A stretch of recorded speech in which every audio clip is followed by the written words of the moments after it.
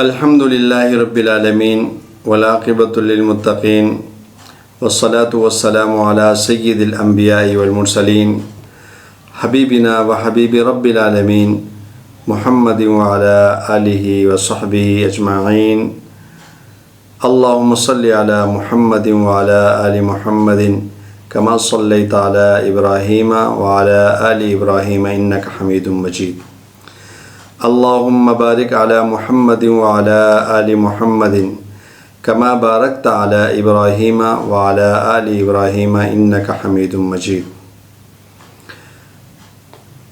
رب اشرح لی صدری ویسر لی امری واحلل عقدۃ من لسانی یفقہوا قولی رب زدنی علما رب زدنی علما۔ معزز ناظرین کرام، السلام علیکم ورحمۃ اللہ وبرکاتہ۔ میں ہوں مولانا قاری احسان اللہ وقاص اور آپ دیکھ رہے ہیں روحانی گائیڈنس چینل۔ معزز ناظرین کرام، حضرت امام غزالی رحمۃ اللہ علیہ بہت بڑے بزرگ تھے۔ انہوں نے اپنے متعلقین کو نصیحت فرماتے ہوئے کچھ نصیحتیں کی۔ اگر کوئی شخص ان نصیحتوں پر، ان وصیتوں پر عمل کرے تو بہت زیادہ بے راہ روی سے شکار ہونے سے بچ جائے گا، اور وہ بہت زیادہ اپنے آپ کو کنٹرول کرنے میں بھی اس کے لیے آسانی ہوگا۔ وہ فرماتے ہیں کہ اپنے مریدین کو نصیحت کرتے ہوئے فرماتے ہیں کہ رات کو سوتے وقت دن بھر کے کاموں کا محاسبہ کر لیا کرو۔ انسان پورا دن جو ہے کہ وہ مختلف کاموں میں مشغول رہتا ہے۔ رات کو سونے سے پہلے اگر وہ 3-4 منٹ 10 منٹ اپنے پورے دن کا جائزہ لے کہ آج کا یہ جو دن میں نے گزارا ہے، اس میں کتنا ٹائم میں نے نیک کام کے لیے صرف کیا ہے، کتنا میرا جو ٹائم ضائع ہوا ہے، میں نے کہاں صرف کیا ہے، میں نے کہاں اس کو اچھے کاموں کے لیے صرف کیا ہے۔ تو اس سے جو ہے کہ انسان کو اپنا وقت بچانے میں، اپنے وقت کو بہترین کاموں میں استعمال کرنے کے لیے آسانی ہو جائے گا۔ دوسرا وہ فرماتے ہیں کہ کلام میں نرمی اختیار کرو، لوگوں کے ساتھ اچھے انداز سے گفتگو کرو، کیونکہ قرآن میں بھی ہے کہ وَقُولُوا لِلنَّاسِ حُسْنًا، لوگوں کے ساتھ اچھے انداز کے ساتھ گفتگو کرو۔ لہجے کا اثر الفاظ سے زیادہ ہوتا ہے۔ تکلم میں زیادہ محبت میں کمی کا سبب بن جاتا ہے۔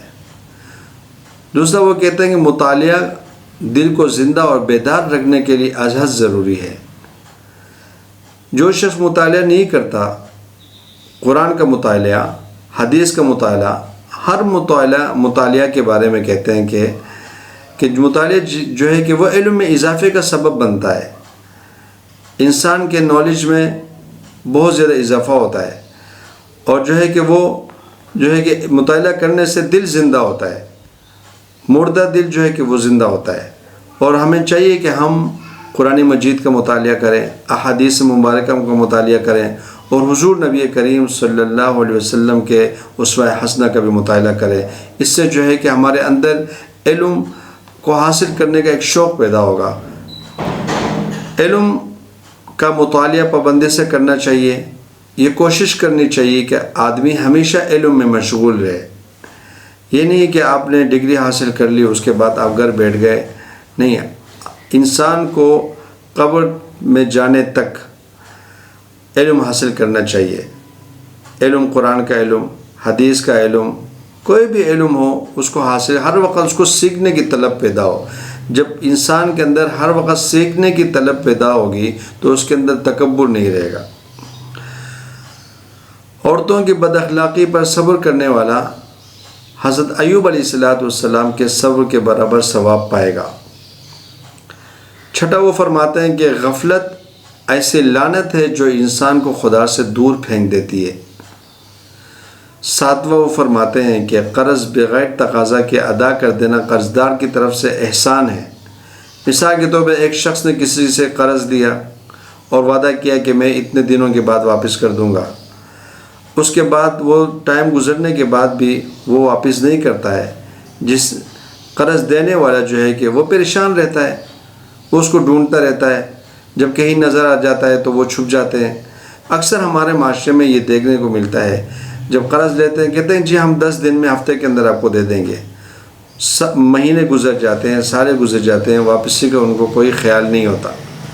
ان کا یہ جو بات ہے، یہ وصیت جو ہے کہ یہ بہت خوبصورت نصیحت ہے کہ قرض بغیر تقاضا کے ادا کر دینا قرض دار کی طرف سے احسان ہے۔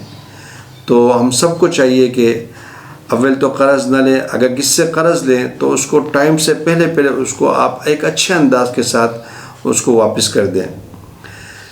8واں ان کا نصیحت یہ کہ جس احتیاط اور پرہیز سے مسلمان کو رنج پہنچے اس کو چھوڑ دے۔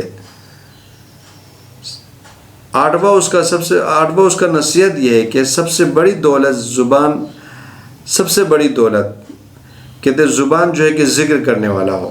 آپ کی زبان جو ہے کہ ہر وقت جو ہے کہ اللہ تعالیٰ کے ناموں سے تر ہو۔